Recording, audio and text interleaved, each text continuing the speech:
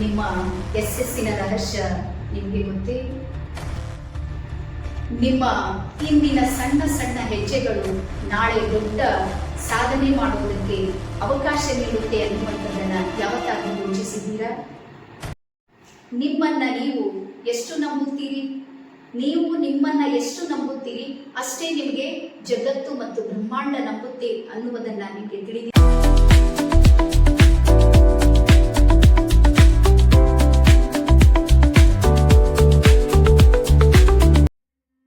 ಎಲ್ಲ ಆತ್ಮೀಯ ಬಾಂಧವರಿಗೂ ನನ್ನ ಶರಣಾರ್ಥಿ. ನಾನು ನಿಮ್ಮ ಶ್ರೀದೇವಿ ಹುಡುಗ. ಇವತ್ತು ಮತ್ತೆ ನಾನು 2ನೇ ದಿನಕ್ಕೆ ತಮ್ಮೆಲ್ಲರಿಗೂ ಸಮೇತ ನಾನು ಹಾರ್ದಿಕವಾದ ಸ್ವಾಗತ ಸುಸ್ವಾಗತವನ್ನ ಮಾಡ್ಕೊಳ್ತಾ ಇದ್ದೀನಿ.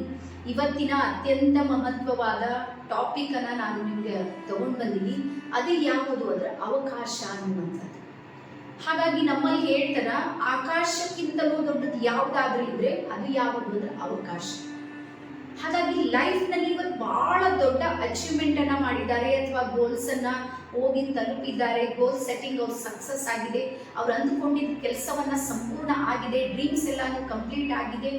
ಸಾಕಷ್ಟು ಸಲ ನಮಗೆ ಒಳಗೊಳಗೆ ಏನೋ ಒಂಥರ ಬ್ಯಾಡ್ ಫೀಲ್ಗಳು ಆಗ್ತಾ ಇರ್ತವೆ ಇನ್ನೊಬ್ರಿಬ್ರು.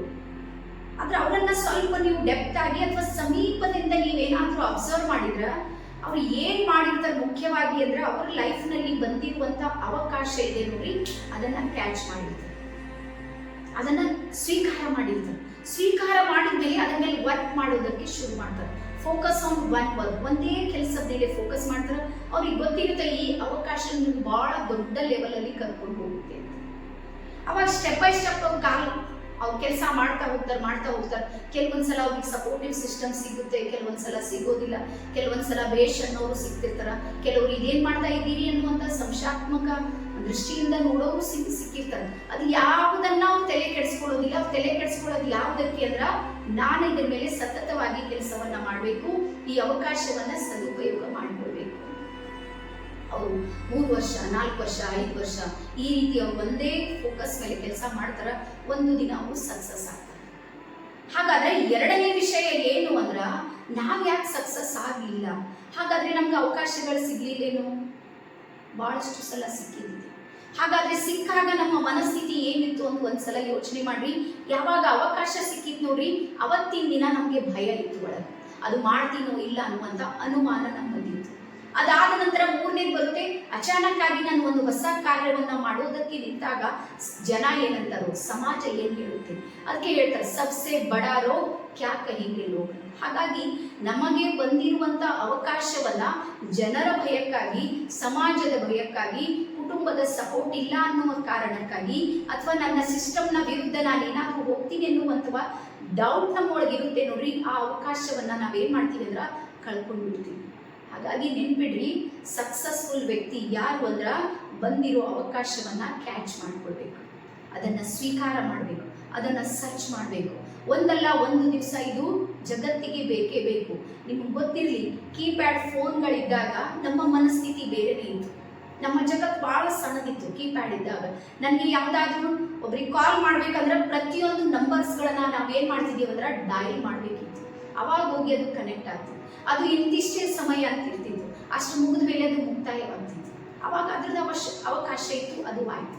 ಅದ್ರ ನೋಕಿಯಾ ಇದ್ರ ಮೇಲೆ ಫೋಕಸ್ ಮಾಡಲಿಲ್ಲ, ಸ್ಕ್ರೀನ್ ಟಚ್ ಮೇಲೆ ಅದು ಫೋಕಸ್ ಮಾಡಲಿಲ್ಲ. ಏನ್ ವಿಚಾರ ಮಾಡ್ತು, ಭಾರತೀಯರಿಗೆ ಇದ್ರ ಬಗ್ಗೆ ಪ್ರಜ್ಞೆ ಇಲ್ಲ, ಅವ್ರು ಸ್ಕ್ರೀನ್ ಟಚ್ ಅನ್ನ ಯೂಸ್ ಮಾಡೋಷ್ಟು ಟ್ಯಾಲೆಂಟೆಡ್ ಇಲ್ಲ ಅಂತೇಳಿ ನೋಕಿಯಾ ಡಿಸೈಡ್ ಮಾಡಿ ಅದು ಯಾವತ್ತೂ ಸ್ಕ್ರೀನ್ ಟಚ್ ಕಡೆಗೆ ಫೋಕಸ್ ಮಾಡಲಿಲ್ಲ.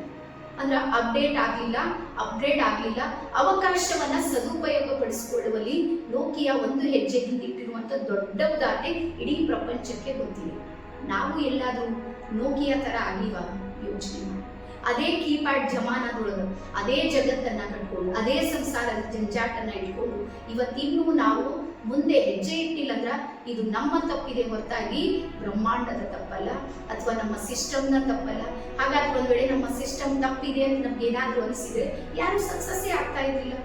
ಪ್ರತಿ 100 ವ್ಯಕ್ತಿಗಳಲ್ಲಿ 3 ವ್ಯಕ್ತಿಗಳು ಒಂದಲ್ಲ ಒಂದು ರೀತಿಯಲ್ಲಿ ಸಕ್ಸಸ್ ಆಗಿರ್ಬೋದು ನಮ್ಮ ಸಮಾಜದಲ್ಲಿ ನೋಡ್ತೀವಿ. ಹಾಗಾದ್ರೆ 97% ಜನ ಏನ್ ಮಾಡ್ತಾರ? ಅವ್ರು ಮಾಡೋದು ಒಂದೇ, ಒಂದು ಅವಕಾಶಗಳನ್ನ ಗುರುತಿಸೋದಿಲ್ಲ. ಗುರುತಿಸಿದ್ರು ಅದನ್ನ ಎಕ್ಸೆಪ್ಟ್ ಮಾಡ್ಕೊಳ್ಳೋದಿಲ್ಲ. ಎರಡನೇ, ಒಂದ್ ವೇಳೆ ಎಕ್ಸೆಪ್ಟ್ ಮಾಡ್ಕೊಂಡು ಕೆಲವರು ಇರ್ತಾರ, ಅದ್ರ ಮೇಲೆ ಪ್ರಯತ್ನವೇ ಮಾಡೋದಿಲ್ಲ. ಆನಂತರ ಕೆಲವರು ಇರ್ತಾರ, ಪ್ರಯತ್ನ ಮಾಡ್ತಾರ, ಆದ್ರೆ ಅವ್ರಿಗೆ ಪೇಷನ್ಸ್ ಇರೋದಿಲ್ಲ. ಇವತ್ತು ನಾ ಕೆಲಸ ಮಾಡ್ತೀನಿ ಅಂದ್ರೆ ನಾಳೆನೇ ನನಗೆ ರಿಸಲ್ಟ್ ಬೇಕು. ಡೈಲಿ ವೈಸ್ ಮೈಂಡ್ ಸೆಟ್ ಇಟ್ಕೊಳ್ತಾರೆ. ಬೆಳಗ್ಗೆ ನಾನು ಕೆಲಸ ಮಾಡಿ ಸಂಜೆ ನನಗೆ ಇನ್ಕಮ್ ಬರಬೇಕು, ಬರೋದಿಲ್ಲ.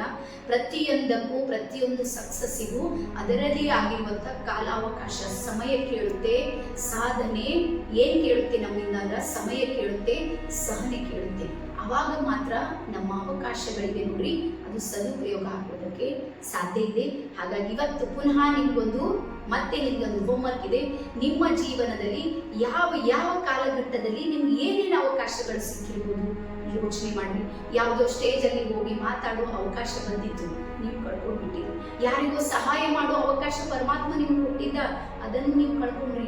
ಎಲ್ಲೋ ನಿಂತು ಒಂದಿಷ್ಟು ವಿಚಾರಗಳನ್ನ ವಿಮರ್ಶೆ ಮಾಡುವಂತ ಅವಕಾಶ ನಿಮ್ಗಿತ್ತು, ಅದನ್ನು ನೀವೆಲ್ಲೋ ಒಂದು ಕಡೆ ತ್ಯಾಗ ಮಾಡಿದ್ರಿ. ಯಾವುದೋ ಒಂದು ದೇವಸ್ಥಾನದಲ್ಲಿ ಒಂದು ಒಳ್ಳೆ ಕಾರ್ಯ ಮಾಡುವಂತಹ ಸಂದರ್ಭದಲ್ಲಿ ಒಂದು ಹೆಜ್ಜೆಯನ್ನ ಹಿಂದಿಟ್ಟು ನೀವು ನಿಮ್ಮ ಅವಕಾಶವನ್ನ ನೀವು ಪಡೀಲಿಲ್ಲ. ಅಥವಾ ಯಾವುದೋ ಒಂದು ಕಂಪನಿಯಲ್ಲಿ ದೊಡ್ಡ ಪೋಸ್ಟ್ ಅಂಡ್ ಪೊಸಿಷನ್ ತಗೊಳ್ಳುವಂತ ಅವಕಾಶ ಇತ್ತು, ಯಾವುದೋ ಒಂದು ವಿಚಾರವನ್ನ ಇಟ್ಟು ಒಂದು ಸ್ಟೆಪ್ ಅನ್ನ ಹಿಂದೆ ಇಟ್ರಿ.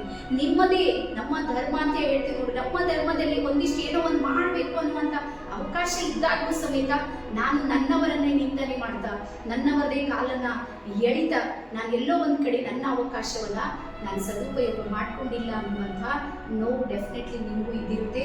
ಹಾಗಾಗಿ ನಾವು ಚಾರ್ಟ್ ಮಾಡ್ರಿ, ಎಲ್ಲೆಲ್ಲಿ ಅವಕಾಶ ಬಂದಿರೋ ಅವಕಾಶವನ್ನ ಒಂದು ಲಿಸ್ಟ್ ಮಾಡ್ರಿ.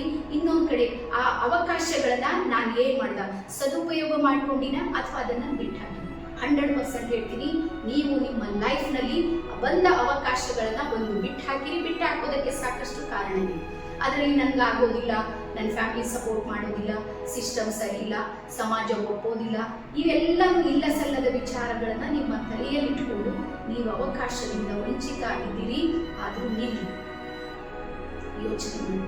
ಪುನಃ ಮತ್ತೆ ಬ್ರಹ್ಮಾಂಡ ನಿಮಗೊಂದು ಅವಕಾಶ ಕೊಟ್ಟಿದೆ. ಜೀವನದಲ್ಲಿ ಸಂತೋಷವಾಗಿರುವುದಕ್ಕೆ, ಸಂಭ್ರಮದಿಂದ ಬಾಳೋದಕ್ಕೆ, ಅಚೀವ್ಮೆಂಟ್ ಮಾಡೋದಕ್ಕೆ ವಯಸ್ಸಿನ ಅಗತ್ಯ ಇಲ್ಲ, ಮನಸ್ಸಿನ ಅಗತ್ಯ ಇದೆ. ಇವತ್ತು ನೀವೇನಾದರೂ ಡಿಸೈಡ್ ಮಾಡಿದ್ರಿ, ನಾನೇನೋ ಒಂದು ಮಾಡಬೇಕು ಅಂದ್ರೆ 100% ಮಾಡಿದ್ರಿ.